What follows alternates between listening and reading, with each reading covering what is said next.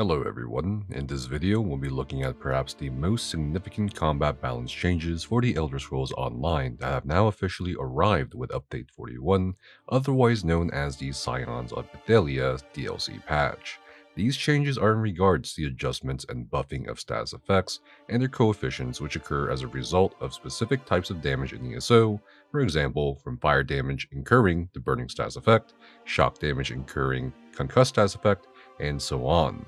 Pretty much all the status effects were changed in some form. For instance, burning has been reduced in terms of its damage by about 6%. This value was used as the standard of power for all other status effects according to the combat developers, meaning that burning was so good, it's used as the standard of how good a status effect should be in terms of its damage output. The 6% nerf isn't too horrible or bad. In fact, burning might still be a strong contender in terms of it being a status effect or a desirable status effect you might want to incur in PvP or PvE.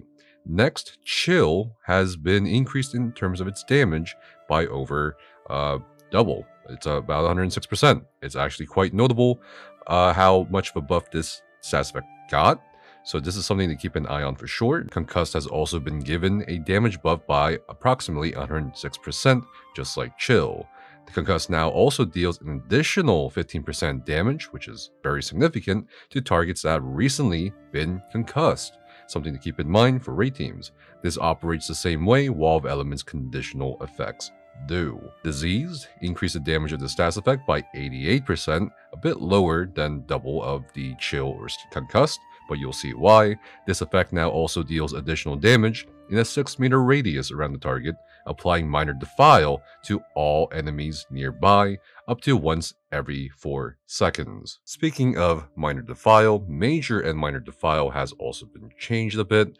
They updated these debuffs to increase healing received and damage shield strength by 6 and 12% respectively, rather than just decreasing healing received and health recovery by 6 and 18% respectively. This means that the health recovery debuff is gone, especially this is something for PvP, but now you are also affecting damage shield strength rather than health recovery, which is again something significant of a change to consider for PvP. Now back to the status effects with Hemorrhaging, which is one of the strongest dots in the game, or status effect dots in the game. They reduced the damage of Hemorrhaging by about 20% per tick at base, which is incredibly significant. This effect now stacks up to 3 times, increasing its damage by 25% per stack. This will apparently result in a approximate 25% damage increase when at maximum stacks when compared to the previous version of Hemorrhaging, while dealing less damage if you cannot consistently keep the stacks active. As such, the damage now updates dynamically per tick.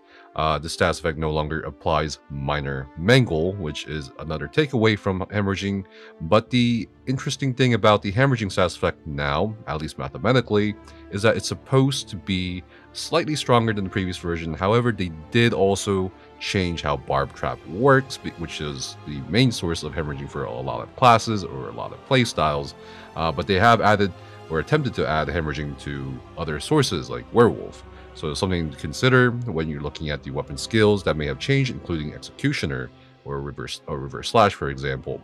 Moving on, for Overcharge, they increased the damage of the Overcharge status effect by, again, approximately 106%, a bit more than double. This effect now also instantly restores 65 Magicka to the person who applied the Overcharge status effect. So again, another significant status effect to consider, especially if you're hurting for Sustain, but also you're looking for a bit more oomph in terms of playstyle with Overcharge status effects. For Poisoned, just like Burning and Hemorrhaging, they reduce the damage of the status effect. For Poison, it's by about 30% per tick. Again, significant. Reduce the duration to 4 seconds, down from 6, which is huge. But the damage is now considered execute damage and deals up to double the bonus damage to targets under 100% health. So 100% bonus damage to targets under 100% health. So that's basically every time. As such, the damage now updates dynamically per tick. This means Poisoned is still strong, just not as ridiculous as before in all cases, but I think the condition of it dealing execute damage is actually quite insane, and you might have to take a look at this when you're testing your certain setups. And we have Sundered. Increase the damage of the Sunder stats effect by 106%. This effect now also grants you 100 weapon and spell damage for 4 seconds. Again, something significant, and I know I keep saying significant, and that's because these are actually significant changes that you need to heed, because not only do stats effects determine what kind of damage you do or DPS you do, but it also affects your enchantments and your weapons and your skills. One key thing to keep in mind before you get too excited about these buffs is that to keep the new damage buffs from going too out of control, the charged weapon trait has been toned down quite a bit. So, charged, what happened? Reduce this trait's increase of applying stats effects, or chance of increasing, of applying stats effects to 235%, down from 365%. To make up for the large increase in performance of most stats effects. So the patch notes is basically saying, these stats effects are a bit too much in terms of damage, so we might have to lower your access, or at least limit your access to having them up all the time, or most of the time, or most of the fight.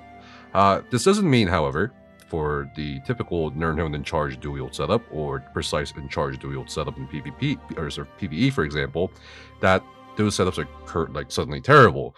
But certainly new alternatives, like double charged on the front bar dual wield, might be something worth considering to increase your damage with the reworked stats effects. So I think most players will probably see a net gain of DPS.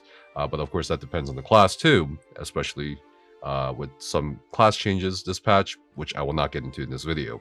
Furthermore, there are ripple effects as a result of the changes to stats effects, most notably with Dragon Knight and Warden. For instance, Combustion now increases your damage done with burning and poison by 40%, up from 33%. For Warden, Glacial Presence reduced the potency of this passive by about 50% as a chilled stats effect increased in terms of its damage. Overall, this will result in a 6% damage increase between both these changes for Glacial Presence. At the same time, there are some interesting ideas being cooked by a few theory crafters with shock enchantments on the back bar staff to take advantage of Concussed, for example.